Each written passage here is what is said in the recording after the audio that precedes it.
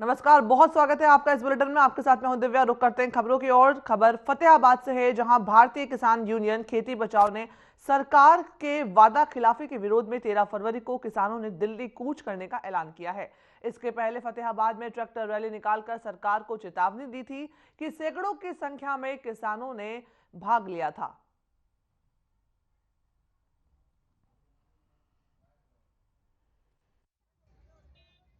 देखिए, मैं एक चीज़ स्पष्ट कर देना चाहता हूँ।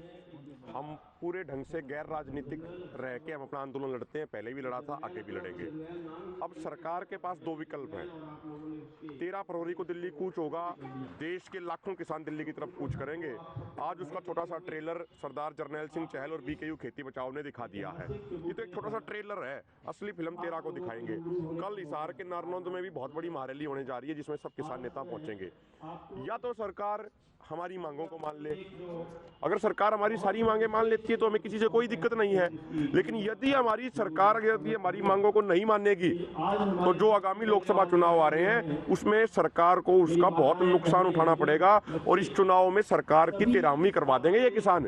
ये सरकार फिर दोबारा सत्ता में नहीं आएगी अगर किसानों की अनसुनी करी गई तो सरकार के पास दो ही विकल्प है। या तो सरकार हमारी बात मान ले, नहीं तो सरकार ने लिखती में पूरा करने का वादा किया था हमसे, लेकिन सरकार को गलतफहमी हो गई कि हो सकता है अब किसान पहले की तरह उठ ना पाए। तो उस गलतफहमी में सरकार चुप कर गई और उन बातों से अपने से मुकर गई। तो आज जिस तरह से फतेहाबाद का किसान आज उठा है, 3000 से ज़्यादा ट्रैक्टरों के साथ एक काफिला निकाला है, जहां पर पूरे उत्साह में पहुंचा है। तो इससे आप अंदाजा लगा सकते हैं कि किसान सोया नहीं है, किसान सुस्त नहीं पड़ा। किसान अपनी मांगों के लिए सतर्क है और अपनी मांगें मिलवाने के लिए फिर से दिल्ली के लिए कूच करने के लिए तैयार है। हमारी मांगे, सबसे बड़ी मांग जो है वो स्वामीनाथन आयोग की रिपोर्ट लागू करवाना, उस MSP के हिसाब से फसल खरीद की गारंटी का कानून बनवाना, संपूर्ण भारतीय किसान मजदूर का कर्जा माफ करवाना। जो हम नॉन पॉलिटिकल का हिस्सा उनका पार्ट है हमारे भाई जरनैल सिंह जी। इनके ऑर्गेनाइजेशन किसान बचाओ खेत बचाओ एक बहुत बड़ा कार्यक्रम किया है। इन्होंने हजारों ट्रैक्टर लेकर अलग अलग गांव से घूमते हुए किसानों को जागृत करते हुए, क्योंकि जैसे सरकार किसानों के लिए किसानों के ऊपर हमलावर हो रही है, उसका मुकाबला करने के लिए जो 13 तारीख का हमारा कॉल दिया है कि दिल्ली चलो का आंदोलन है, उसकी तैयारी के लिए बहुत बड़ा होंगारा मिला है इनको। और मुझे अच्छा लगा कि ये जब हरियाणा जिस तरीके से आज हरियाणा के किसान इतनी बड़ी संख्या में ट्रैक्टर लेकर बाहर निकले हैं, तो मान लीजिए कि आंदोलन फिर से पहले से भी मजबूती से लड़ा जाएगा। क्योंकि पिछली बार जब आंदोलन हुआ था, हरियाणा इतनी उस समय इतना अग्रेसिव होकर बाहर नहीं निकल रहा था। और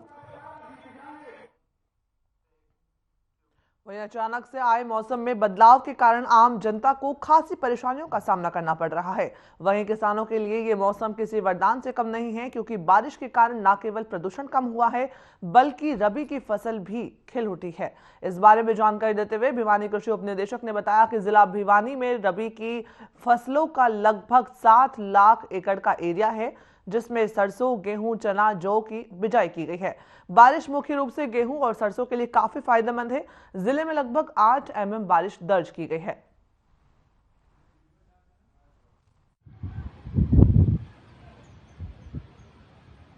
मेरा नाम राजेश है और मैं जमींदारा करूँ हूँ। और बारिश से पहले गेहूँ सूखे सूखे मुरझाए थे। बारिश होने के बाद में गेहूँ की फसल भी बढ़िया चल पड़ी और सरसों में घना फायदा हो गया जी। और बारिश से भाई खेती में जो अड़सा था वो भी धो गया और बारिश के घने फायदे हो गए जी। ट्यूबवेल की पानी से जमीन वो हो रही थी, वो भी सुधर गई जी। डीजल की बात करें तो जी अब इस बारिश से महीने भर पानी देने की जरूरत नहीं है, 1 महीने में 2 बार पानी देना पड़ता। डीजल की भी खूब बचत हुई है जी। आज जो बारिश हुई है उससे फसलों में बहुत ज़्यादा फ़ायदा होया है, जैसे गेहूँ है, सरसम है और जौ हैं, बहुत ज़्यादा फ़ायदा है उनमें। बारिश थोड़ी कम हुई है, थोड़ी और तेज़ होती तो शायद और भी ज़्यादा फ़ायदा होता। और इस टाइम मौसम में भी बहुत बदलाव आया है, सर्दी कम हो जाएगी, बहुत बढ़िया बारिश हुई है, मौके की बारिश है, प्रदूषण कम हो गया और बारिश आ जाए तो और ज़्यादा फायदा होगा।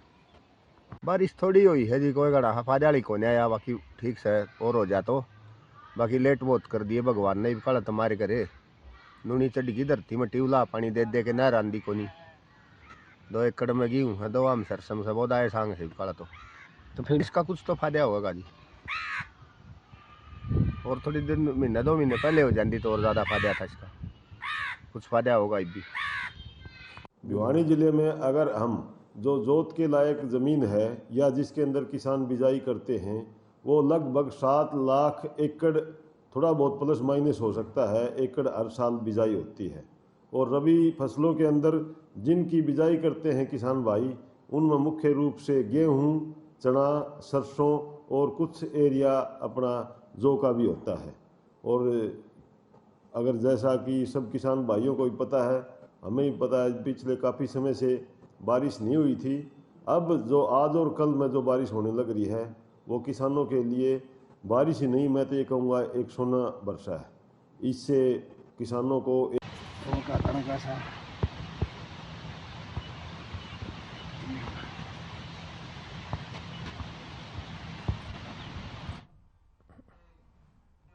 वहीं शुक्रवार को पंजाब हरियाणा हाईकोर्ट में सरकारी स्कूलों की बदहाली और अध्यापकों की कमी के मामले में सुनवाई की गई है। हरियाणा सरकार ने हाईकोर्ट में एफिडेविट दाखिल किया। प्रदेश में टीजीटी के 16,537 पद खाली हैं। पीजीटी के 11,341 पद खाली पड़े हैं। वहीं इस मामले में अब अगली सुनवाई 19 अप्रैल को होनी है। बता दें कि इससे पहले सरकारी स्कूलों में शौचालय और पीने का पानी जैसी बुनियादी सुविधाओं को लेकर के सरकार को पहले भी जुर्माना लगाया जा चुका है।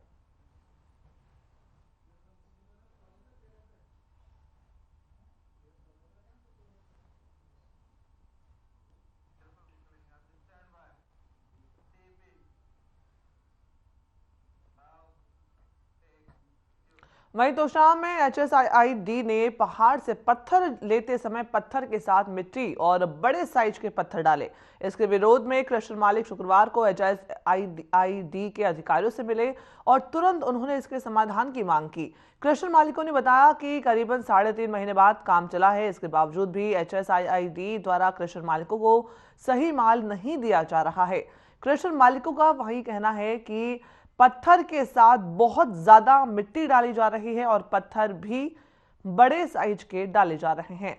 हर रोज करीब 10,000 टन पत्थर ही जो है वो डिस्पैच किया जा रहा है, जबकि 50,000 टन से ज्यादा पत्थर डिस्पैच होना चाहिए था। क्रशर मालिकों का कहना है कि वो इसके लिए विरोध में शुक्रवार को HSIID के अधिकारियों से मिले थे, जिन्होंने 4 दिन का समय मांगा है।